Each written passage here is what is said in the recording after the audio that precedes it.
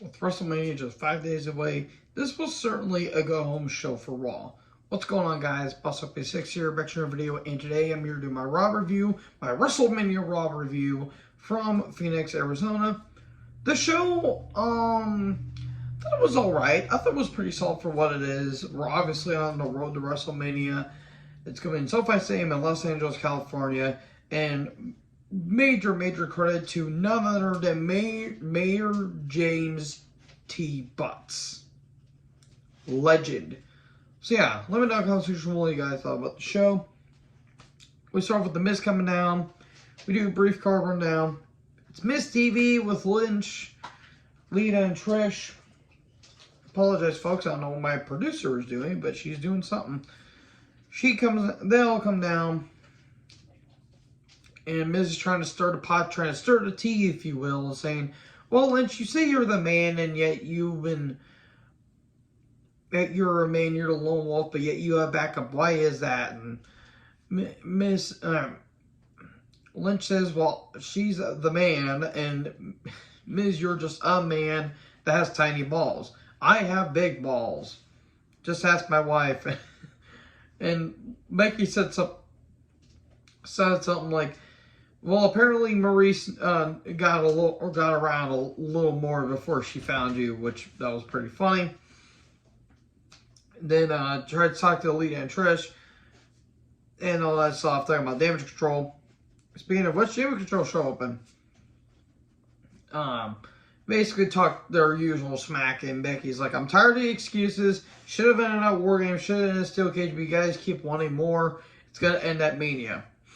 Which leads to Becky with the MILFs, as I would call them, because it's Trish and Lita.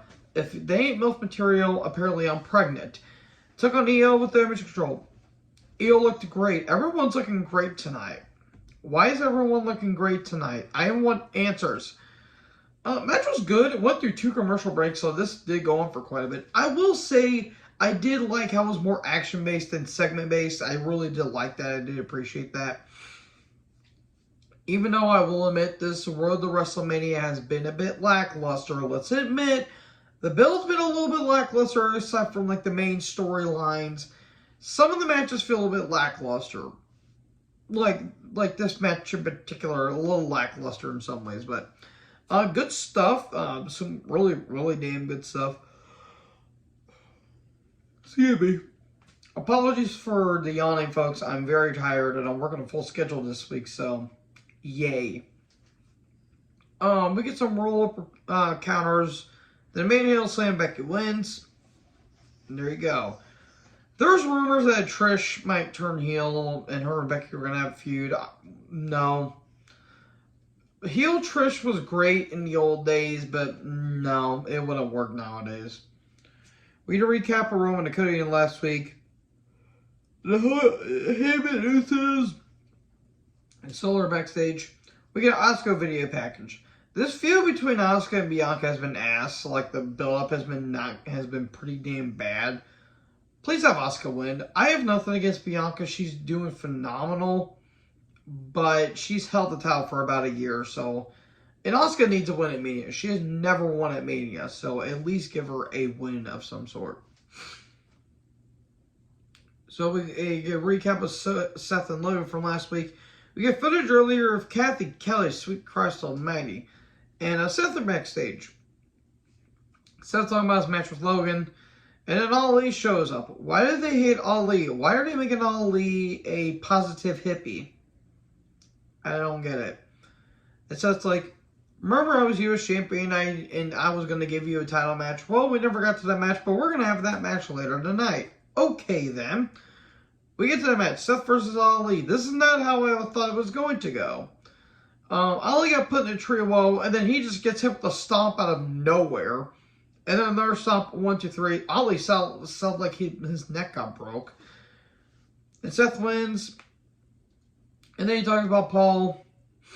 And he says, and he talked about, he talked to Birdie, he talked to his, and all that stuff.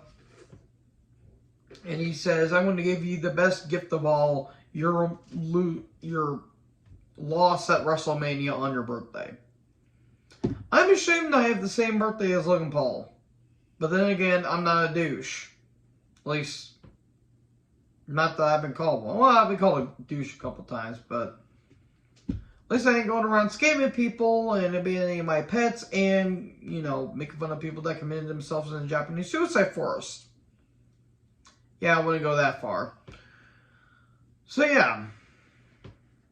Enough about Logan Paul, enough about the human dumpster fire that he is. Footage earlier of Pierce and Corbin backstage. Corbin wants a match at Mania, or he wants to be featured in Mania in some capacity. Chelsea Green shows up. In this segment, immediately dies. She wants to be part of the women's tag match. Well, you need to earn it, you need to qualify. Get yourself a tag partner. Sonya Deville is there. She looked great. And you two team up, you win the match, you're in. Cool. People were wondering where Carmella was at.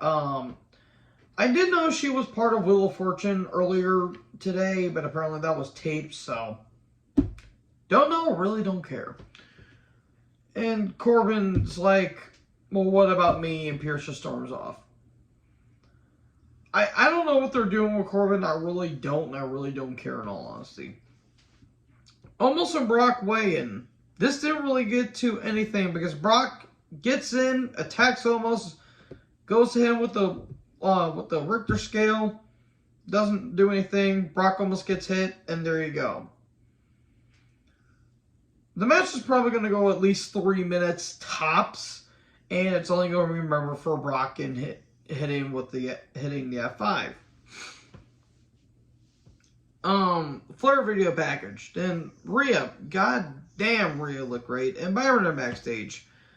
Rhea kind of cut a babyface promo in a way, basically saying it's Charlotte's Legacy versus My Destiny. That's some good stuff. In all honesty, it kind of feels like Rhea is kind of the face in all this because babyface Charlotte is doing nothing. This babyface run has done nothing for Charlotte. This is good stuff by Rhea. Really damn good stuff. Then we get the Profits and Team Ball coming down, a.k.a. Ricochet and Strowman. Finn is in a foggy room. He's bringing the Demon back for Hell in a Cell against Edge. Cool. So the Profits and Team YSL Ball took on the How to Train Your Dragon cosplayers, aka the Viking Raiders, and Alpha Academy. Otis got a big reaction. I will say that. Ford at one point, it was kind of an awkward spot, but it looked kind of cool in the outset. Ford dove on, hit a crossbody on Otis. Otis caught him in midair and hit him with the slam, but it kind of looked like a weird power slam in some ways. This was a mess. This was a big, big mess. And then he had Sister Splash and a change in a direction changing frog splash. There you go. The Bold and the Profits win. Cool. Moving on. More Kathy Kelly is what I need, is what I put down. Because her and Cody are backstage. Cody talks about how Solo's not ready. And eventually Roman won't be ready. The Bloodline do a Goodfellas skit. It was actually pretty funny. I'm not going to lie. I really enjoyed it. I haven't seen Goodfellas in a while. I really need to watch that. We get footage of Theory cutting a promo in an empty arena. Pretty sure the air got bored around him.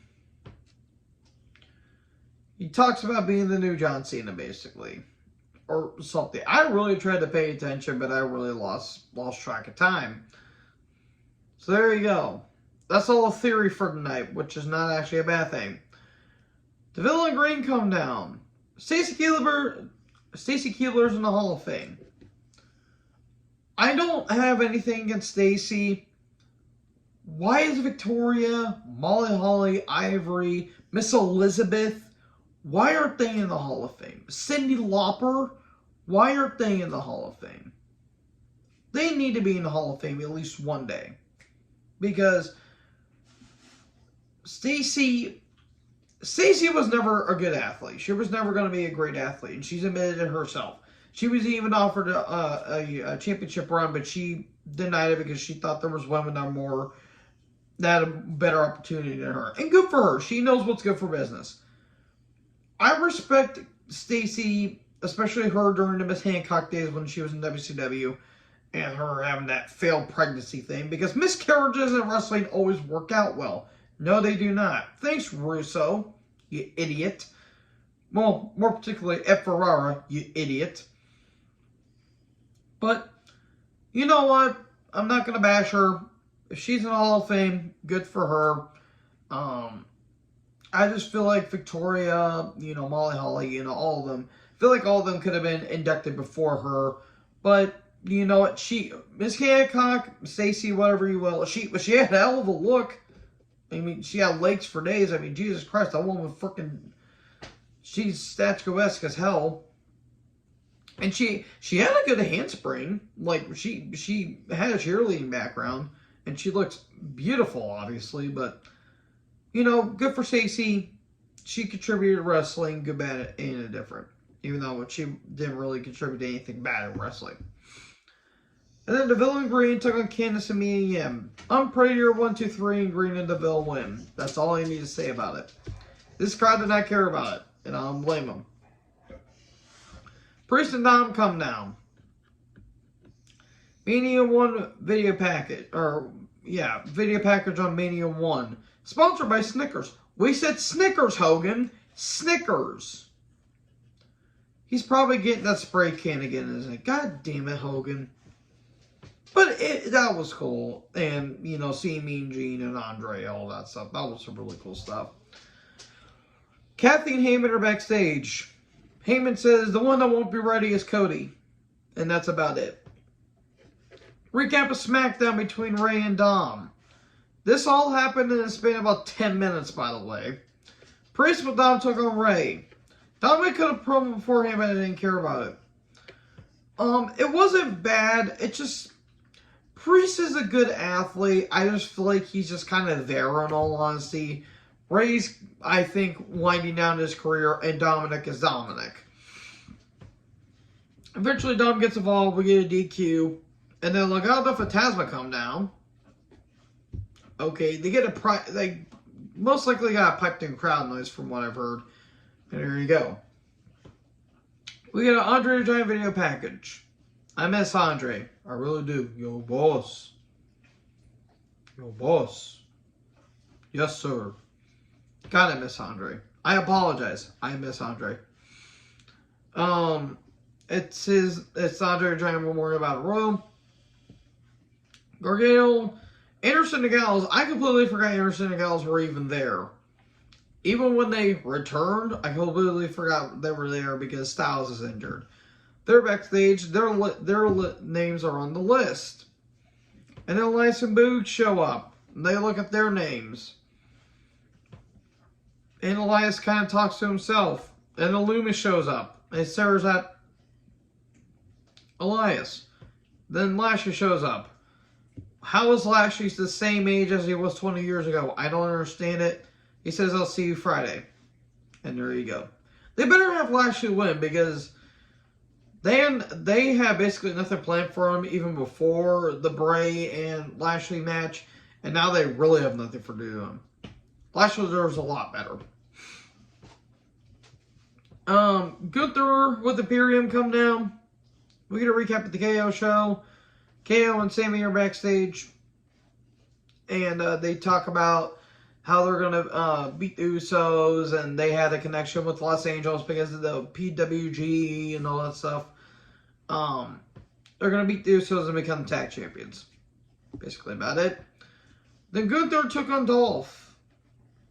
Well, Dolph attacked early. Was trying to go for the zigzag. But Gunther took over. We get chop and mirror. Dolph sold that like he got shot. Powerbomb, last Stephanie, Gunther wins. He talks about Drew and Sheamus and says, what you saw before you was going to be your fate at Mania. Please have Gunther retain, because if he doesn't retain, that record ain't getting beat. Cody versus Solo with Heyman. It was fine. There was a moment that I'll get into that I think there was a mistimed because it looked a bit awkward and anticlimactic.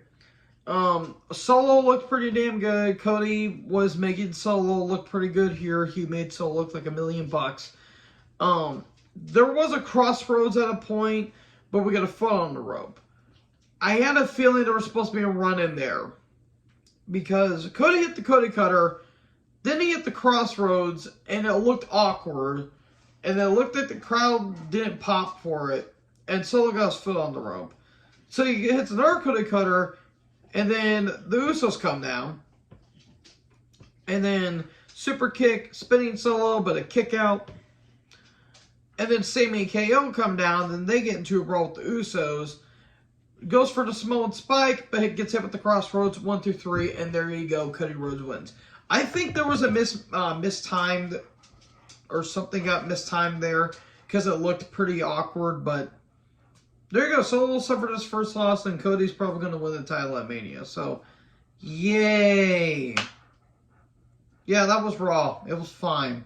It was a fine go home, even though the build-up's been pretty lackluster, in my personal opinion. So, what do you guys think about the show? Let me know in the comment section below. Make sure you guys leave a like, leave a comment, hit that big red subscribe button, tap the bell so when I upload, you will be notified. Thank you guys so much for watching this video. Most importantly, join the herd. I'll talk to you guys next video. Peace out.